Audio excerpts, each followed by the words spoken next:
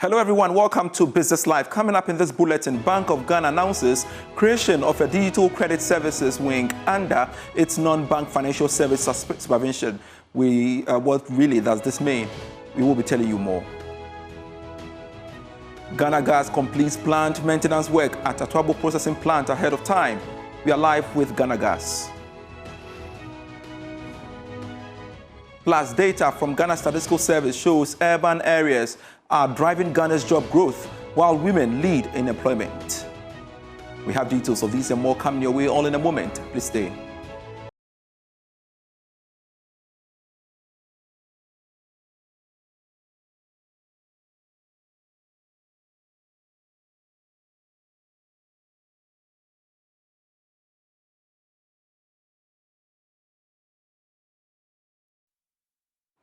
Thanks so much for your time. I am Pius Kojobaka. This evening, I want to begin from the Central Bank because they have announced the creation of a new digital credit area under its non-bank financial service supervision. And a statement issued by the Bank of Ghana noted that this is part of measures to broaden access to financial system with the view of promoting financial inclusion. Let's get more clarity on this. And my colleague George Yafe joins me in studio to tell us more about it. So first of all, George, give us some education by way of enlightenment to this very service. So you realize that recently the Bank of Ghana has been talking about how they can better supervise the digital space when it comes to the whole financial inclusion.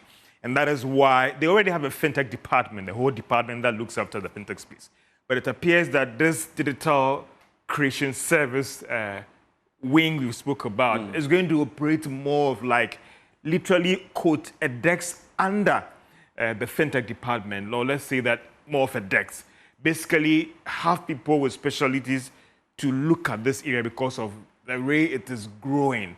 So it wouldn't be necessarily a whole department, It won't be a whole wing, but just say maybe literally like a DEX that is working within, if I could use that expression, the fintech department, because this space is growing, and therefore the Bank of Ghana believes that it would actually help in terms of better supervision when it comes to the digital space. What this service is going to do is that it will oversee the licensing of these people who are coming in to request for digital licenses. So if you go through, it says digital credit services as a non-bank financial service under this Fair Schedule of Act. Now, this initiative forms part of efforts to broaden access to financial system with the view of promoting financial inclusion. More credits today are being done on the digital platforms. How do you ensure that they work or it is done in line with the banking principles, promotion and regulation, and all those things? So this quote, and that if you engage those who are working on it, they don't want to describe it as a DEX. They don't want to describe it as a wing. They don't want to describe it as a department. But for the purposes of letting our viewers appreciate it, maybe we would describe it as a DEX that is going to do all these things. The bank emphasized that this notice does not confer automatic authorization or license to provider of digital credit services. So it means that if you operate in this space already, you will still have to go through that process of getting that license from this, quote, DEX at the fintech department. So Bank of Ghana wants to also license institutions that will operate as a bank. So you can have maybe a digital bank operating in Accra, but not a fully fledged brick and mortar. And this credit services, quote, DEX, if I can use that expression, will be overseeing all these things. All right, George, thank you so much for breaking down for us, and we truly appreciate it for that great insight there. But we want to shift focus to some other stories we have for you. The Ghana National Gas Company has completed the planned maintenance works at the Atuabo plant ahead of the scheduled 14-day period. More in this report. According to the Ghana Statistical Service, urban employment grew by 14. We still apologize for that technical hitch there. We shall rectify that and bring you that story subsequently. But we want to stay a while longer on that because we have the Ghana Gas on Zoom to speak to us on that. And Kirk Mensah is the head of corporate communications at Ghana Gas and joins us via Zoom. Kirk, thank you so much for making time to speak to us here on Business Live. And at least we know, impressive to know, works on the Atuabo gas plant has been completed ahead of time. What was the magic? Thank you for the opportunity and greetings to your cherished viewers. The magic is that we have very competent and dedicated engineering and maintenance team, and a very proactive management team who have taken it upon themselves to take Ghana Gas to a different level. What does this mean? Atuabo back to its optimum level? No, at the moment. In normal standard practices, after a complete shutdown maintenance work, you cannot come back to optimal level just after the plant has restarted. But the good news is that this exercise was done ahead of schedule. If you compare data from the previous exercise of the plant maintenance, they did somewhere last year. Even after the shutdown maintenance, it took the plant over 14 days before it came to optimization. This one, the plant maintenance was done ahead of schedule. You know, remember it was scheduled to be completed within 14 days. Yeah. But this was done with a record time of 10 days. And within the 10th day, gas started flowing through the plant. And as we speak, we are doing between 75 to 80 SCF a day, which is normal practices, perfect work done so far. And we are believing that in the coming few days, we'll get optimization and even produce more than we used to produce before the shutdown. All right, so is that to assure consumers of no power disruptions whatsoever? I want to categorically state to all Ghanaians and all relevant stakeholders that Ghana Gas Processing Plant is back on stream. We are processing and we are safe. We are going to produce for electricity consumption and industrial growth. There's no cause for alarm. The plant is safe. Everything is on course. And I want to use your medium to thank the technical team for the great job they have done. They really shown professionalism over the last 10, 11 days. All right, so by way of reiteration what you mentioned earlier as to when Atuabo will be back to, full optimal level, when are we expecting that to happen? It's a normal international best practices. When you off a processing plant completely and you do serious maintenance work, it has to take some few days before optimized level is reached. And from the indication and from the restart signals the maintenance team gave to the operational team, it is that it is record time and the work was done to perfection, and the signals and the type of receivables we are getting from the plant indicate that within the next 2-3 days we will get the optimum level. Very well, but I want to follow up with this. So when next should we expect the maintenance works for Atuabo again? The maintenance work is normally done based on the engineering maintenance team report, and the current administration, the current CEO and her team are going to do a thorough technical audit of the plant. And after that technical audit, then there will be indication whether there should be a shutdown immediately or next year or next 2 years. It all depends on technical report from the maintenance and the engineering team. All right, Kirk, let me ask you this. So what more can you tell us on the next phase of the Atuabo plant? Yes, the current administration led by His Excellency John Dramani Mahama is very much committed to start the second processing plant. You know, this project is long overdue. Unfortunately, it didn't materialize. And the President and the Minister of Energy are very much committed. There was a technical committee to review whatever work that's done previously, and they have finished their report and they have submitted to Cabinet. If not for the tragedy that befell us as a country, I think by now we would have known the timelines. So within the shortest possible time, I think when Cabinet meets, they will give us the timeline for the commencement of the second processing plant. And I know a lot of Ghanaians are waiting impatiently for this project because it's going to give us jobs, it's going to give us relatively cheaper electricity, and it's going to open door for industrial growth. Mensah, thank you so much for joining us here on Business Live. He is the communications manager for Ghana Gas. I truly appreciate your time.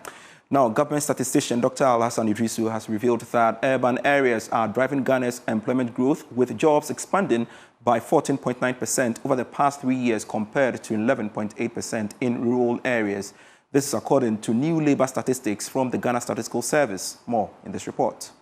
According to the Ghana Statistical Service, urban employment grew by 14.9% over the last 3 years compared to 11.8%. Here is government statistician Dr. Alhassan Idrisu. The growth in employment has been more urban-driven.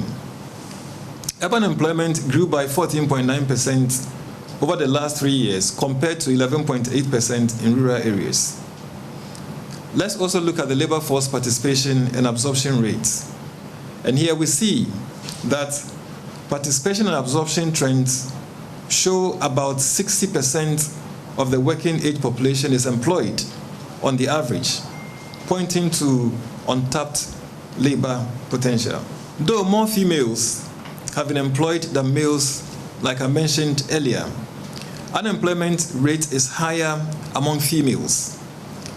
The gender difference in unemployment rates narrowed from a peak of 7.4 percentage points in 2023 Q1 to 3.9 percentage points in 2024 Q4, in part due to substantial reduction in unemployment rate among females. The data also showed that Greater Accra National Capital had a higher unemployment rate compared to the national average. The rate of unemployment was pegged at 16.9%. In terms of employment by gender, females have the greater share, with the sex difference spiked from 632,000 in 2022 to 1.12 million in 2024. Helena Kai-Ai's report read to you.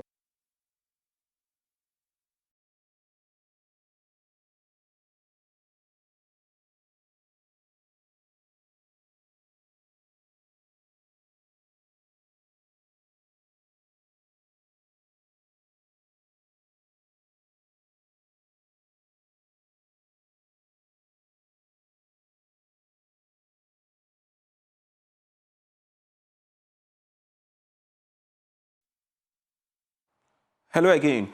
Ghana's drive for industrialization and youth employment is gaining a digital boost as the Atuabo University of Skills, Training and Entrepreneurial Development and its partners roll out a digital marketing program to equip educators with modern skills. More in this report. At workshops, training centers, and vocational schools across Ghana, students are learning and honing their skills in carpentry, automobile, fashion, and other fields. But in an era where customers are increasing online, many of these young trainees lack the tools to market their craft digitally. Industry analysts warn that without digital marketing knowledge, thousands of skilled graduates may struggle to compete in the global market space. The DigiMarkt program by the Atuabo University of Skills Training and Entrepreneurial Development seeks to empower training providers and learners to enhance the digital reading and entrepreneurship for TVET. Professor Johannes Disu Arthur is a project coordinator at the university. If TVET is an answer to unemployment in Ghana, then we expect that TVET will lead in job creation. When jobs are created, the jobs that are created need to be marketed. Now, if we want to market the jobs that are created very well today, then digital marketing is one of the tools that we cannot eliminate from the marketing of the jobs we create. And for that reason, when we talk about TVET and digital marketing, they are very, I can say they are brothers in jobs creation arena. And for that matter, we having digital marketing in Atuabo Minkan University of Skills Training and Entrepreneurship, it is a way of supporting our mandate. The 2-year project will support participants with modern digital skills, improve employability of TVET learners, establish a digital marketing laboratory, and strengthen resilience of TVET providers to meet demands. The initiative will introduce innovative teaching tools, online pedagogies, and cutting-edge digital technologies that will not only enhance learning but also equip the youth to practicalize technical and vocational education. It's very important that we look at digital marketing as an important part of TVET, because when we develop our skills and we are not able to market them out there, then we have a challenge. And so for the courses that we have taken through, such as digital marketing, courses like web development, courses like search engine optimization, etc., this we are going to impart them to our learners and give them not only the local perspective, but the international perspective as well. For Joy News, my name is Emmanuel Bright Kwiku. Ghana and Peru are charting new paths to deepen trade and investment. At the Peru-Ghana Trade and Investment webinar in Accra, both countries pledged stronger collaborations in agribusiness and sustainable mining. More in this report. The Peru-Ghana Trade and Investment webinar, addressed by the Peru's ambassador to Ghana, Liliana Gomez, brought together business leaders and policymakers to explore opportunities between the two nations. She highlighted Peru's access to billions of consumers through global free trade agreements and noted that Ghana's strategic position could serve as a gateway to West Africa, making the partnership mutually beneficial. Peru and Ghana share values and in a long-standing relationship. Now we want to continue on putting an extra step by joining efforts so our businessmen could know each other and that could share their knowledge. Peru has signed free trade agreements that will allow to take us to a large number of consumers that could be named in billions. She also revealed that a memorandum of understanding for political consultations has been signed, with the first meeting scheduled in 2 weeks. We recently have signed a memorandum of understanding for political consultations that is going to take, the first meeting is going to take place in 2 weeks.